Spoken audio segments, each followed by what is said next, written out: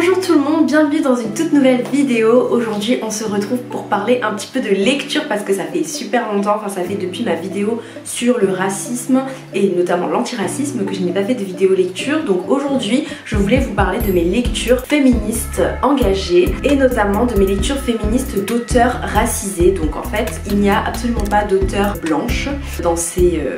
autrices que je vais vous présenter, mais que des auteurs ES, du coup moi je dis auteur plutôt qu'autrice mais c'est pas grave, qui sont racisés, donc qui viennent d'Asie, d'Afrique et de Madagascar. Voilà, je vais en parler plus en détail, mais je veux que la vidéo soit courte et efficace. Donc on va commencer tout de suite. Déjà, qu'est-ce que ça veut dire le féminisme? Je pense que vous savez plus ou moins ce que ça veut dire, mais moi quand je parle de féminisme ici, je vais parler bien sûr de la lutte des femmes pour l'égalité des droits dans tous les domaines. Donc c'est surtout l'égalité des droits. Le féminisme, ce n'est pas la lutte des femmes pour dépasser les hommes ou la lutte des femmes pour tuer des hommes ou je ne sais quoi. Donc la lutte des femmes, c'est vraiment pour l'égalité. Par rapport à ce féminisme, moi j'ai axé un petit peu mes lectures et mes revues ici sur les thèmes du sexisme et les thèmes de l'intersectionnalité. Donc en fait, qu'est-ce que c'est? Le sexisme, bien sûr, c'est le fait d'avoir tout simplement des remarques sexistes qui dévalorisent la femme juste à cause de son sexe. Donc voilà, puisque ce n'est pas un homme, on la dévalorise, on la rabaisse.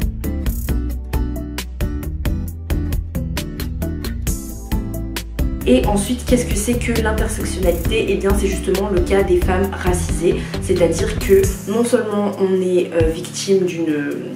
dévalorisation parce qu'on est une femme, mais en plus on est encore plus victime d'une dévalorisation parce qu'on est une femme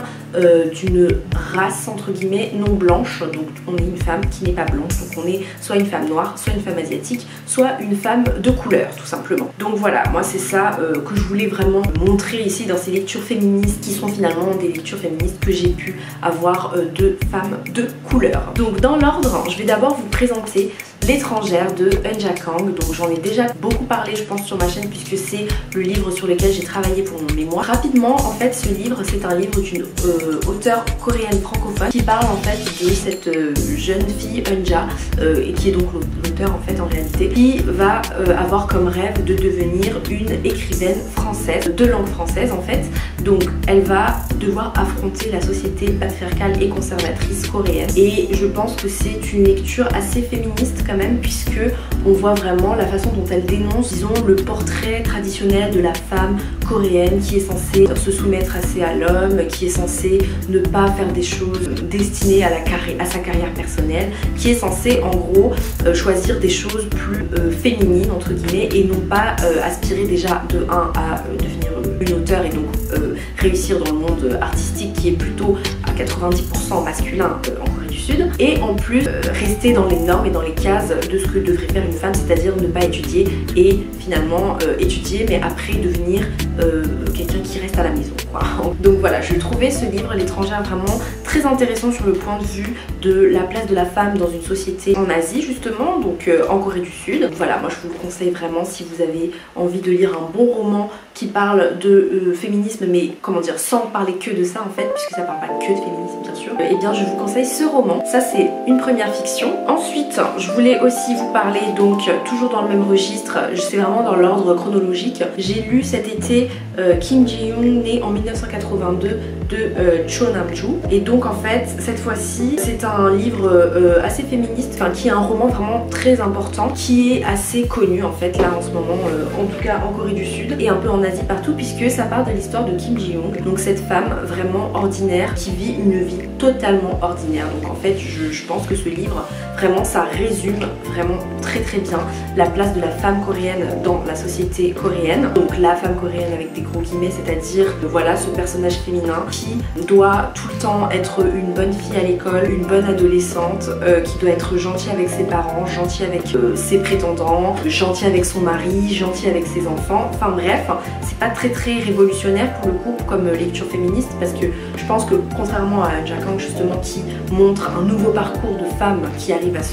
s'éloigner des critères de la société, et bien là au contraire cette femme elle est le portrait typique en fait de la femme coréenne qui doit s'obliger en fait finalement à suivre la société patriarcale et conservatrice.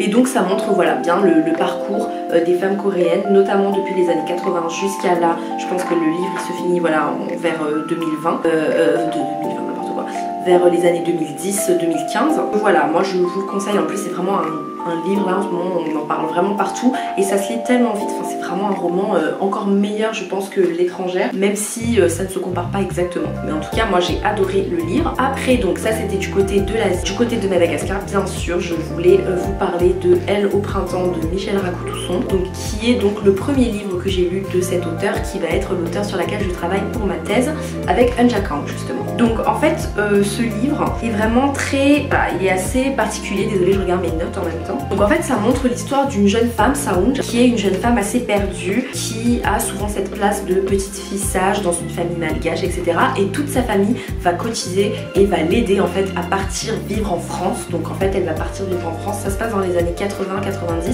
si je ne me trompe pas. Elle va partir vivre en France et en fait elle va devoir s'adapter à la vie en France. Donc on va voir vraiment Elle au printemps comme le titre le dit, la place de la femme de couleur dans une société occidentale déjà. Donc déjà dans sa société voilà assez traditionnelle, conservatrice, on n'en parle pas beaucoup mais on devine déjà un petit peu qu'elle est assez sage et assez voilà, elle doit vraiment garder les pieds sur terre, être féminine, etc. Mais encore plus quand elle arrive en Occident, là on voit vraiment toute la dévalorisation en fait des femmes de couleur qui arrivent en France. Donc déjà elle a beaucoup de mal à s'intégrer dans la société puisque en fait c'est une femme et donc elle n'est pas tellement prise au sérieux. Et puis ensuite aussi parce que c'est une femme de couleur, donc elle doit passer par la préfecture, enfin tout ce genre de choses que nous les femmes de couleur qui habitons en France, pareil aux États-Unis, en Angleterre, enfin en Occident, nous comprenons et nous connaissons. Donc voilà, en fait elle va finalement arriver en France et elle va se rendre compte de la vraie réalité du fait que non seulement à Madagascar déjà c'était pas la fête quoi, et ben en France ben ça sera pas autant la fête en fait que ce qu'elle aurait pu imaginer, et que au lieu de vivre un rêve, elle va tout de suite tomber dans la réalité et se retrouver face finalement à beaucoup de rejet de l'autre, de rejet déjà d'une personne non blanche, mais surtout aussi du rejet d'une femme en fait. Donc voilà, vous voyez que de plus en plus dans mes lectures au fil du temps on passe du féminisme vraiment où c'est vraiment yes un contre-exemple, quelqu'un qui se démarque, à finalement un miroir un peu plus de la réalité, des choses qui vont plus dénoncer en fait le sexisme je pense et l'intersectionnalité. Ensuite, livre vraiment très intéressant qu'il faut tous, je pense que si vous êtes féministe, qu'il faut tous et toutes lire, et même si vous n'êtes pas féministe dans le sens dans un mouvement vraiment ancré etc, mais si vous voulez comme moi et comme beaucoup d'entre nous lutter pour l'égalité des droits des femmes et le fait de ne pas dévaloriser les femmes à cause de leur sexe, eh bien je vous conseille de lire bien sûr Femme, race et classe de Angela Davis. C'est presque fini en réalité, il se lit, je pense pas que c'est un livre qui se lise en une seule fois, donc moi je l'ai lu vraiment en gros chapitre par chapitre en fait selon le temps que j'avais, mais j'ai presque fini. Et en fait ça parle en fait de la place des femmes noires, donc noires américaines, donc aux États-Unis depuis l'esclavage jusqu'aux années 80-90, donc jusqu'au 20e siècle. Ça parle vraiment de l'histoire en fait, on n'a que des faits, donc là c'est la première fois que ce n'est pas une fiction, c'est un énorme essai et des énormes recherches historiques sur l'histoire des femmes noires aux États-Unis et donc des femmes noires américaines. Ce qui est vraiment intéressant je pense dans ce livre, c'est que ça dévoile vraiment tout le côté intersectionnalité en fait. Déjà depuis tout ce temps les noirs sont dévalorisés, c'est-à-dire que juste à cause de leur couleur de peau, et bien voilà, ils sont des esclaves, ce ne sont pas des humains, voilà. Mais encore plus, déjà quand ce sont des noirs ils sont dévalorisés, mais encore plus si vous êtes une femme noire, vous êtes tout simplement dédié en fait à avoir encore moins de droits que les hommes noirs. Vous êtes ramené à la domesticité. À la base vous êtes servante et après voilà, comme je dis, vous devenez femme de ménage, etc. En plus d'être déjà ramené à ce cercle-là, en fait finalement vous vous rendez compte que quand vous êtes une femme noire américaine, et bien vous n'êtes même pas forcément défendue déjà par les hommes noirs, ni par les hommes blancs, sans blague, mais en plus vous n'êtes pas non plus défendue par les femmes blanches. Donc en fait il y a beaucoup de dénonciations en fait de ce racisme entre femmes en fait, hein, alors que justement c'est très grave en fait. Donc c'est pour ça que elle parle aussi de race et classe aussi, puisque évidemment il y a le fait aussi que lorsque vous êtes une femme noire vous êtes beaucoup moins riche qu'une féministe qui serait blanche en fait, hein, donc, et cela depuis le 19e et le 18e siècle. Donc c'est pour ça que c'est intéressant aussi d'avoir un autre point de vue que seulement celui du féminisme entre guillemets de blanche, du féminisme voilà de femmes qui sont dans une haute position et qui peuvent effectivement demander des droits pour leur classe sociale à elles, la classe bourgeoise, la classe assez aristocratique aussi, même parmi les ouvrières, même parmi la classe en dessous, parmi les blanches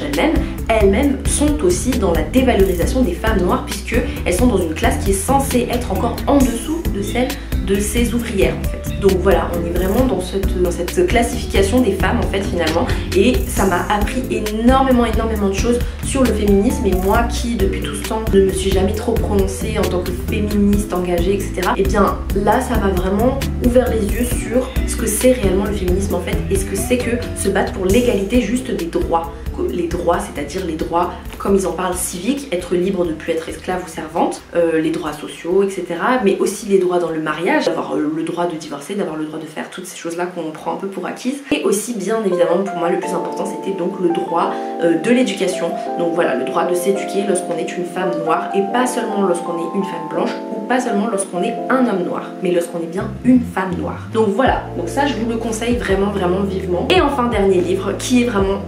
superbe là, que je suis en train de lire en ce moment, j'ai presque fini. Donc c'est un assez gros pavé et c'est la dernière fiction. Il s'agit donc de Americana de Chimamanda Ngozi Adichie, qui est donc une auteure nigériane qui parle de cette femme donc qui s'appelle Ifemelu et qui arrive aux États-Unis alors qu'elle est nigériane. Donc c'est une femme noire d'Afrique cette fois-ci et non une femme noire américaine qui arrive dans la société américaine et qui va découvrir, mais vraiment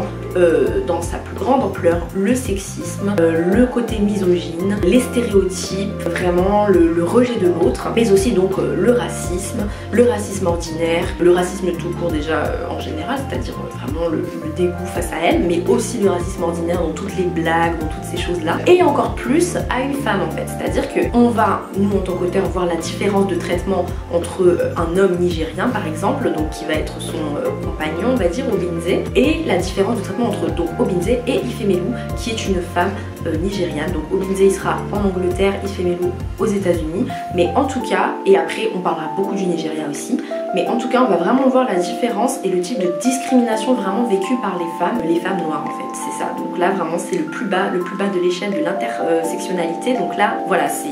vraiment le pire en fait entre guillemets. Et ce que j'ai beaucoup aimé dans ce livre en fait en particulier, c'est que ça parle beaucoup de l'émancipation de la femme par rapport aux hommes en général. Donc déjà la femme par rapport aux hommes, mais aussi la femme noire par rapport aux hommes blancs, puisque voilà, il faut voir et lire l'histoire, mais elle va finalement ne pas se laisser être victime de cet exotisme, de ce regard d'étranger, de blanc sur les femmes noires qui sont un peu leur fantasme, mais aussi l'émancipation de la femme noire par rapport aux autres femmes blanches et aux autres hommes noirs. Voilà, je trouve que c'est assez important de voir l'évolution en fait du personnage tout au long de ce roman, et ça dit beaucoup de choses. Et pourquoi est-ce que je vous le conseille? Je l'ai mis en dernier, c'est le dernier que j'ai lu, mais c'est ce que je vous conseille entre guillemets en premier par rapport à tous les autres, c'est que je pense que ça adopte tous les points de vue que j'ai dit jusqu'à présent. Donc que ce soit finalement le côté lutte féministe, et bien sûr ce n'est pas que finalement une découverte de l'histoire qui est horrible, et ce n'est pas que quelque chose de négatif, entre guillemets négatif, parce que bon, faut dire quand même que quand on lit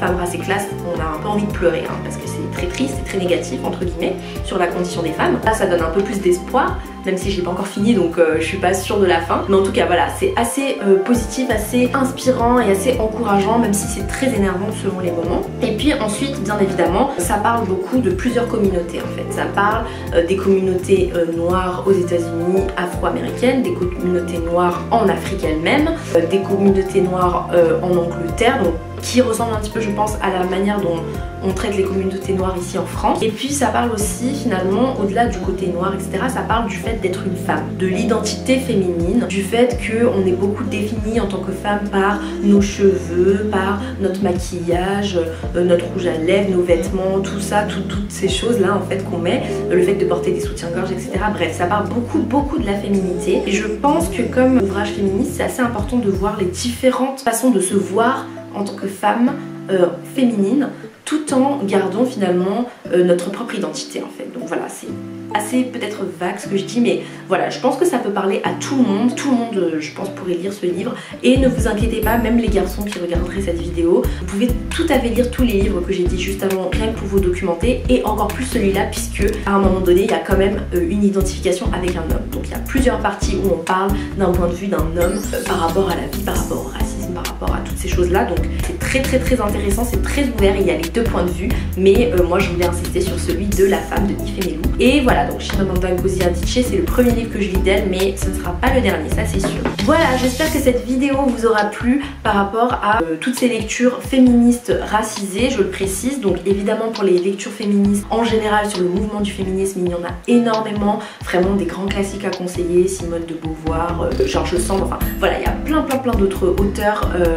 que vous pourrez trouver je pense sur internet, mais moi je voulais donner la parole en fait à ces auteurs femmes qui sont assez féministes et elles défendent en tout cas la place de la femme dans leur société, que ce soit en Asie, donc en Corée du Sud, ou en Occident entre guillemets, ou dans leur pays, voilà. J'espère que ça vous aura vraiment aidé. Moi j'ai adoré tourner cette vidéo et vous partager tout ce que je sais à ces sujets là, même si je sais très bien que les listes ne sont pas exhaustives et que je peux encore lire 150 000 autres choses. De toute façon c'est ce que je vais faire avec ma thèse. J'espère que ça vous aura plu et que ça vous aura inspiré, et aussi je vous souhaite vraiment une bonne journée. Je vous remercie d'être toujours là. N'oubliez pas de vous abonner, de mettre un commentaire en bas si vous avez quelque chose à dire par rapport à tout ce débat là, puis aussi à liker la vidéo si ça vous a plu. Puis voilà, on se retrouve à la prochaine fois. Ciao ciao.